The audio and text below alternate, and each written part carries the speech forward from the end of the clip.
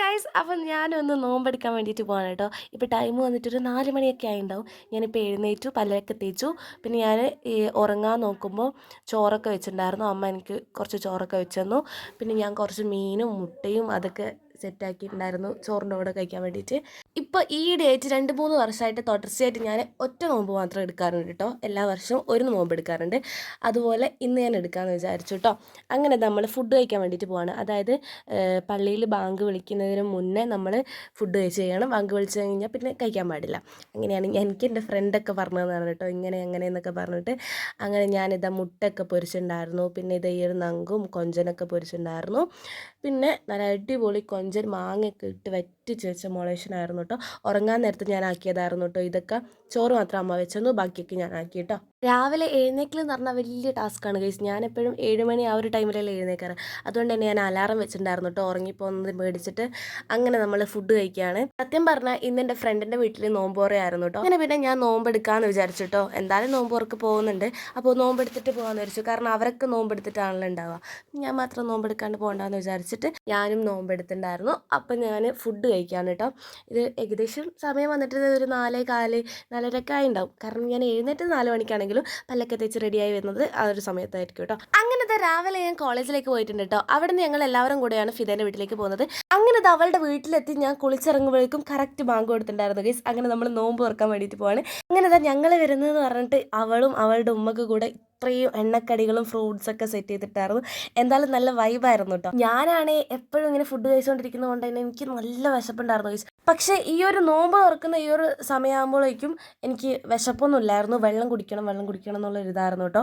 അങ്ങനെ ഞാൻ നോമ്പെടുത്തുകൊണ്ട് തന്നെ എനിക്ക് ഭയങ്കര സ്വീകരണമായിരുന്നു ഗൈസ്. ഫിദ അതെടുക്കുക ഇതെടുക്കുക അത് കഴിക്കുക എന്നൊക്കെ പറഞ്ഞ് എല്ലാം എന്നെ കൊണ്ട് കഴിപ്പിച്ചിട്ടുണ്ടായിരുന്നു. പിന്നെ ഞാൻ 2-3 ഗ്ലാസ് ജ്യൂസൊക്കെ കുടിച്ചിട്ടോ, വെള്ളവും ജ്യൂസൊക്കെ കുടിച്ചിട്ടുണ്ടായിരുന്നു. ഈ നോമ്പെടുക്കുന്ന ഇവരെ ഞാൻ സമ്മതിച്ചിരിക്കുന്നു ഗൈസ്.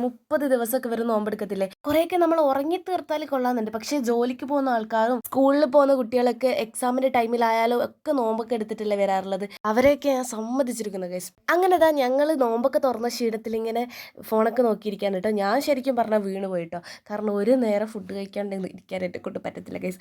അങ്ങനെ ഞാൻ നോമ്പെടുത്തിരിക്കുകയാണ്. അത് കഴിഞ്ഞ് കുറച്ച് കഴിഞ്ഞപ്പോഴത്തേക്കും ഫിദൻ്റെ ഉമ്മ ഞങ്ങൾക്ക് ചായയൊക്കെ വെച്ച് തന്നിട്ടുണ്ടായിരുന്നു. തലവേദനയൊക്കെ ആവില്ലേ, ചായയൊക്കെ കുടിച്ചു പറഞ്ഞിട്ട് എണ്ണക്കടികളും ചായയൊക്കെ തന്നിട്ടുണ്ടായിരുന്നു. അങ്ങനെ നമ്മൾ ചായയൊക്കെ കുടിച്ച് കഴിഞ്ഞു. പിന്നെ ഞാൻ ഫിദൻ്റെ അനിയൻ്റെ കൂടെ കുറച്ച് നേരം സോൺ പേപ്പർ സീസണൊക്കെ കളിച്ചുകൊണ്ടിരുന്നു. പിന്നെ അവൻ്റെ സൈക്കിളൊക്കെ എടുത്ത് ഞാൻ കുറച്ച് ഓടിച്ച് നോക്കിയിട്ടോ. പണ്ടൊക്കെ ഞാൻ കുറേ സൈക്കിളൊക്കെ ഓടിച്ചിട്ടുണ്ട് കേട്ടോ. പിന്നെ നമ്മൾ ഇത്തിരി വലുതായപ്പോഴത്തേക്കും എൻ്റെ വീട്ടിലേക്ക് അമ്മ വണ്ടി വാങ്ങിയിട്ടുണ്ടായിരുന്നു. പിന്നെ ഞാൻ എപ്പോഴും വണ്ടിയുമ്പോൾ തന്നെയാണ് കേട്ടോ, സൈക്കിളൊന്നും ഓടിക്കാറില്ല. അങ്ങനെ ഞാൻ സൈക്കിളൊക്കെ ഓടിച്ചു.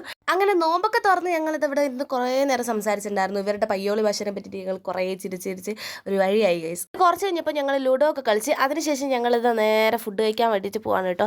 നല്ല അടിപൊളി ബിരിയാണി ഉണ്ടാക്കിയിട്ടുണ്ട്. നല്ല സ്മെല്ലായിരുന്നു കേട്ടോ. ഞാൻ ഈ ദമ്മ് പൊട്ടിക്കും എന്നെ വിളിക്കണം എന്ന് പറഞ്ഞപ്പോഴേക്കും ദമ്മൊക്കെ ഓൾറെഡി പൊട്ടിച്ച് വെച്ചിട്ടുണ്ടായിരുന്നു ഗൈസ്.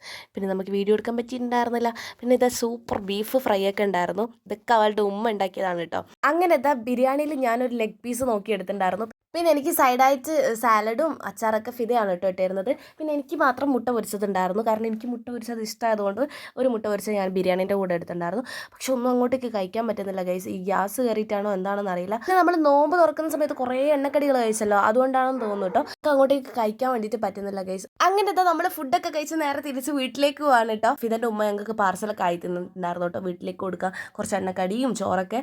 അപ്പം നിങ്ങളും ഒരു പ്രാവശ്യമെങ്കിലും ഒരു നോമ്പെങ്കിലും എടുത്തു വെക്കണം. അപ്പോൾ ഇത്രയുള്ള വീഡിയോ ഇഷ്ടപ്പെട്ട ചാനൽ സബ്സ്ക്രൈബ് ചെയ്യുക. ബൈ.